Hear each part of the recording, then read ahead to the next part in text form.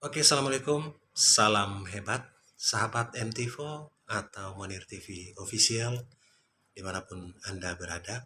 Apa kabar hari ini? Semoga Anda dan kita semua dalam lindungan Allah. Selamat Lebaran Idul Fitri tahun 2022 bagi sahabat-sahabatku yang menjalankan Lebaran kali ini. Semoga kita diberi rahmat dan rizki yang berlimpah, kesehatan, panjang umur, kuat, dan semua berkah dari Allah Tuhan Yang Maha Esa. Sahabatku semua, kenapa grogi dan gugup gejalanya sama dengan orang pada saat dikejar maling ataupun dikejar anjing ataupun naik gunung dengan lari sprint misalkan. Kenapa ini bisa terjadi sama?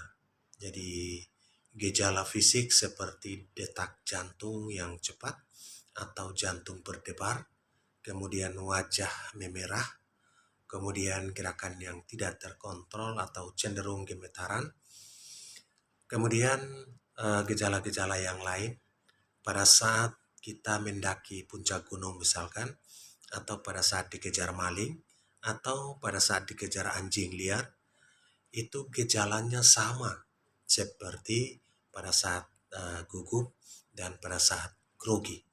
Kenapa ini bisa terjadi? Oke, sahabatku semua, kenapa ini bisa terjadi? Karena perintah pikiran bawah sadar dari rangsangan atau stimulasi itu sama.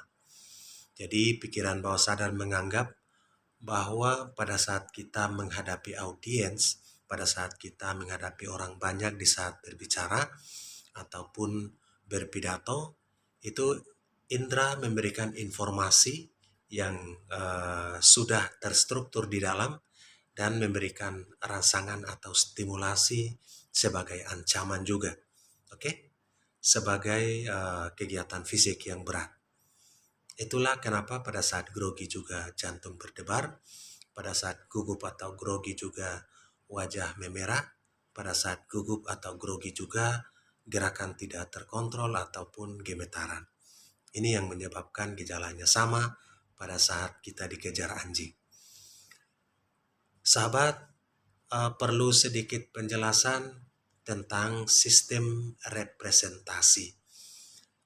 Mulai informasi yang masuk sampai menghasilkan sesuatu informasi. Sistem representasi kita itu sumbernya dari indera. Tidak akan keluar dari 5 indera ini. Sumber informasi masuk lewat mata akan diprogram menjadi visual atau visualisasi. Kemudian sumber yang masuk lewat telinga akan diprogram menjadi auditori.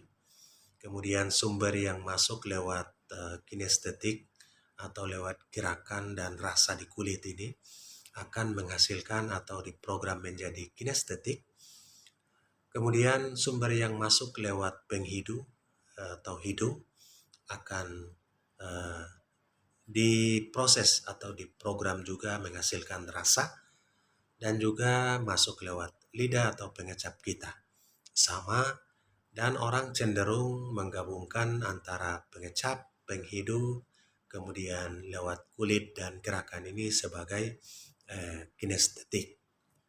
Oke, sahabatku semua, orang cenderung memprioritaskan atau cenderung mengandalkan satu indera misalkan. Orang lebih cenderung ke visual. Ada juga yang lebih cenderung ke auditori. Ada yang cenderung ke kinestetik ataupun perasa. Inilah informasi yang masuk selama hidup, mulai dari lahir sampai tua, atau bahkan sejak di dalam kandungan, di mana fungsi auditori atau fungsi kinestetiknya sudah mulai berfungsi di dalam kandungan. Sehingga seorang ibu yang mengandung anak harus mempersiapkan mental yang bagus, jangan mudah tersinggung, harus mempunyai mental yang hebat, memikirkan sesuatu yang baik, memikirkan sesuatu yang positif, dan ini akan berefek kepada bayi yang dikandungnya. Oke, setelah lahir, informasi yang masuk lewat indera ini terus berlanjut. Informasi tentang menakutkan, hal-hal yang menakutkan, informasi tentang hal-hal menyudutkan, atau informasi tentang hal-hal yang membuat dia down atau menakutkan yang lain, sehingga membentuk struktur ke dalam pikiran bawah sadar. Kenapa orang mudah grogi? Ini biasanya strukturnya terbentuk lama ke dalam area otak yang disebut dengan prekansius atau subconscious mind, menghasilkan pikiran yang ada di dalam pikiran bawah sadar. Oke sahabat IR, informasi yang diterima dari kandungan sejak lahir bahkan sampai tua ini akan masuk ke pikiran bawah sadar dan membentuk struktur penakut, struktur grogi, struktur gugup, struktur cepat tersinggung, bahkan struktur pendengki, pembenci, dan menjadi orang yang tidak sabar. Oleh karena itu, jika kita sudah tahu konsepnya, struktur pikiran ini kita bisa modifikasi. Bagaimana cara modifikasinya? Dalam kondisi rileks, banyak cara. NLP menawarkan banyak cara. Dalam kondisi rileks santai, misalkan sahabat-sahabat bisa dengan cara yoga, ataupun dengan cara hipnoterapi, dengan cara Swiss pattern, seperti pada video sebelumnya, kita bisa memodifikasi pikiran bawah sadar kita yang salah ini menjadi hebat. Itulah konsepnya dan rasionalnya. Pikiran bawah sadar tidak bisa membedakan mana yang benar dan mana yang bohong. Sesuatu yang mengancam, yang berada dalam pikiran bawah sadar pada saat kita berhadapan dengan orang banyak untuk berbicara, ini adalah informasi bohong dari pikiran bawah sadar kita bahwa ada ancaman. Padahal kita hanya berada di hadapan orang banyak untuk berbicara atau untuk berpidato misalkan.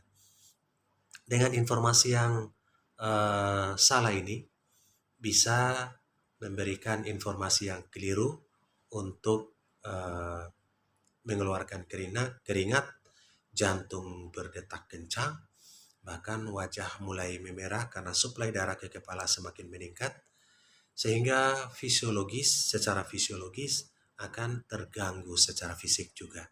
Inilah yang mengganggu, yang mensuplai atau memicu orang yang grogi ringan menjadi sedang bahkan berat.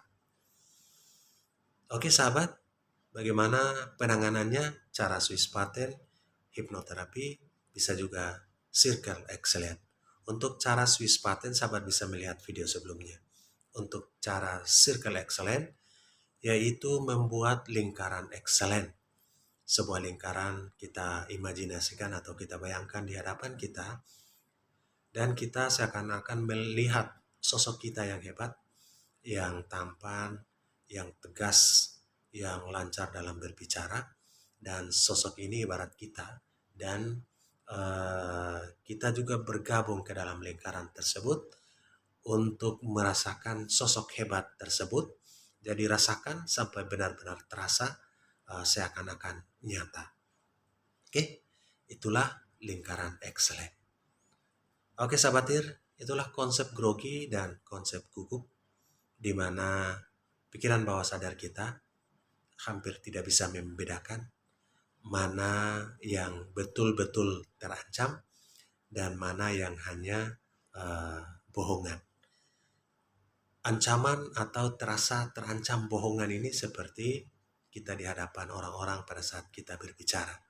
Pikiran bawah sadar menganggap ada sesuatu yang mengancam diri, sehingga memerintah jantung untuk berdetak kencang, untuk mensuplai darah, memerintah napas untuk cepat, bahkan memerintah anggota gerak untuk bergerak.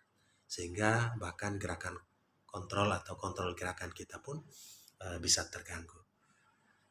Oke, itu informasi seputar grogi dan gugup dengan konsepnya. Semoga bermanfaat. Assalamualaikum warahmatullahi wabarakatuh.